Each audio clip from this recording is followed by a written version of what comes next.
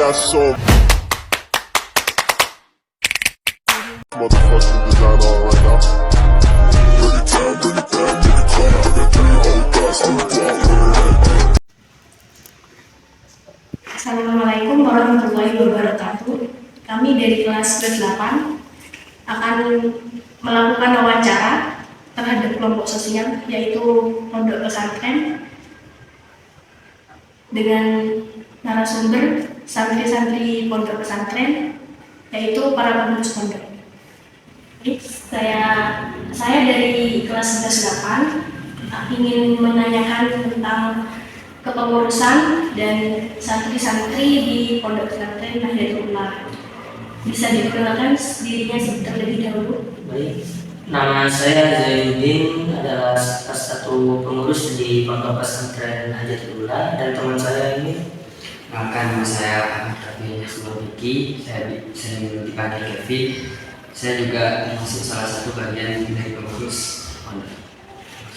Nah, di sini ini kan ada kegiatan belajar mengajar. Iya, benar. Anak-anaknya itu harus ada di pondok, apa boleh dari luar lingkungan sini? Di sini lingkungan belajar yang bisa dibilang formal dan non formal, yang mana anak-anak bukan hanya anak-anak sini saja yang belajar di sini, bukan hanya khusus anak pondok, melainkan anak luar juga boleh mengaji di sini. Dan di sini juga disediakan seperti TPQ yang mana itu untuk anak-anak usia dini.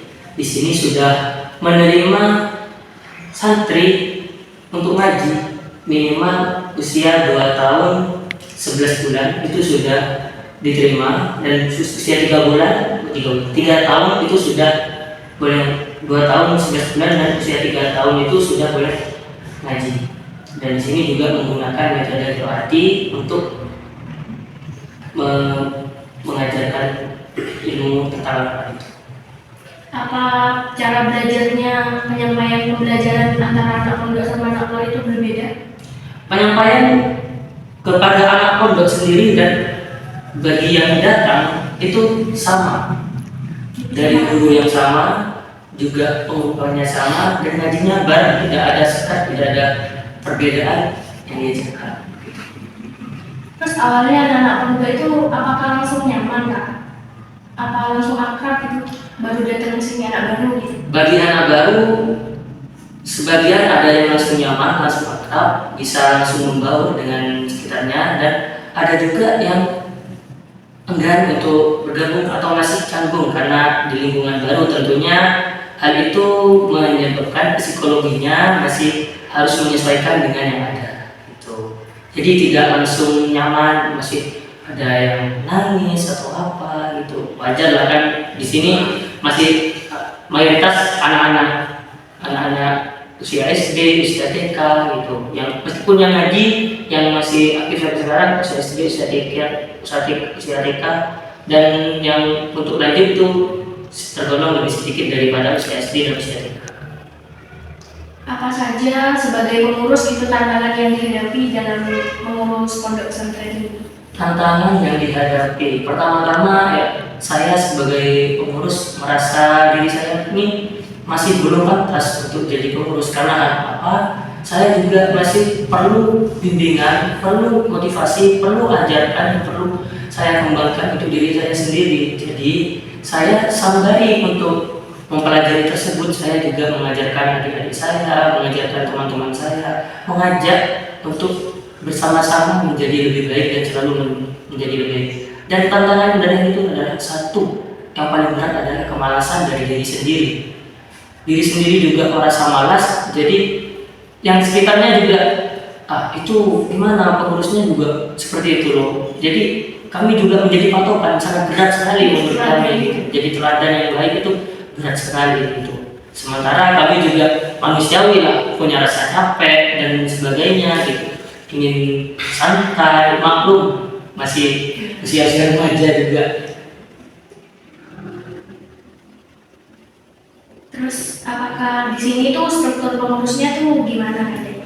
Untuk struktur kepengurusan ini dibentuk belum lama, mungkin sekitar beberapa tahun akhir ini, tapi sebelumnya memang belum ada. Tapi semenjak rawuhnya putranya Yai Si Syarnuri, beliau juga membuat perkembangan yang besar buat pondok ini dari segi peraturan dan menambah wawasan ilmunya, juga memperkembangkan pondok ini dengan sangat besar.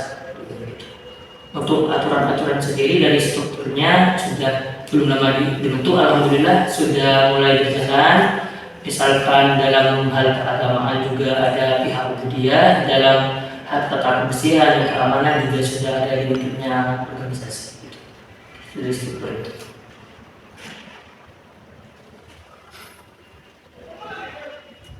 Bagaimana kalau ada konflik gitu, buat mengatasi ada pertengkaran antar santri gitu, kalian ada gitu? Pertengkaran antar santri pertama itu dimulai pertengkaran kalau dari anak-anak itu biasanya bukan langsung ngajak tengkar, tapi dari hal kecil dulu, yaitu seperti guyon atau apa. Jadi untuk meminimalisir pertengkaran tersebut, kami meredakan guyonnya dulu, tidak langsung bertengkar. Dibilangi jangan sering guyon, nanti guyon lama-lama gak terima, bisa tengkar, pukul-pukulan, musuhan gitu. Tapi jika itu sudah tidak mempan dan terjadi konflik, kami langsung mengambil anak tersebut, mendudukkannya berdua, berbicara langsung kepada mereka apa yang jadi masalah utamanya, terus kenapa bisa terjadi, setelah itu diselesaikan secara baik-baik. Terus kegiatan di pondok ini apa aja ya, dari mulai subuh sampai malam lagi? Alhamdulillah untuk kegiatan di pondok ini sudah terjadwal dengan rapi, bahkan dari sebelum subuh itu sudah kegiatan sudah dibangunkan oleh pengasuh, dibangunkan dari sebelum subuh. Jika subuhnya jam 4, 1 jam sebelumnya sudah dibangunkan untuk persiapan sholat tahajud dan yang lain, kegiatan lain. Dan untuk yang terjadwal itu sebelum sholat subuh ada pembacaan rutin Asmaul Husna. Setelah itu dilanjut untuk adzan sholat subuh. Setelah sholat subuh zikiran, setelah zikiran itu ada pembacaan rutin, pembacaan Yasin. Nah, setelah pembacaan Yasin itu lanjut ke ngaji. Ada yang ngaji Al-Quran dari pra-PTPT sampai PTPT, ada juga yang ngaji kitab dari dunianya, ada juga yang PTPT yang sudah menghafalkan beberapa juz itu diselingi dengan mengaji kitab juga gitu. Setelah itu selesai jam 6 itu bersih-bersih bersama, sudah diatur jadwal tiketnya, jadi anak-anak tidak bisa, kadang meskipun ada jadwal piket, anak-anak masih sering sembrono, tidak piket kalau mau pulang dulu, jadi pengurusnya yang berjalan untuk menstabilkan itu, menegur yang anak-anak itu. Atau ketika piket guyon, jadi piketnya agak selesai, jadi orang tua komen kok belum selesai, kok belum pulang gitu. Padahal anaknya waktu piket main-main gitu, jadi itu tugasnya pengurus untuk menegurnya gitu. Setelah itu bagian mondok bisa lanjut aktivitasnya atau mandi atau apa, sarapan, yang di luar pondok bisa langsung pulang untuk kegiatan selanjutnya di rumahnya. Jika hari aktif mungkin mau ke sekolah gitu. Di pondok sini sendiri setelah itu jam 7 ada sholat sunnah duha berjamaah. Setelah sholat sunnah duha berjamaah dilanjut dengan kegiatan formal yang bagi sekolah di sini kebetulan juga ada SMP-nya, itu sekolah, tapi diawali dengan ngaji dulu dari jam 7 sampai jam 8:30.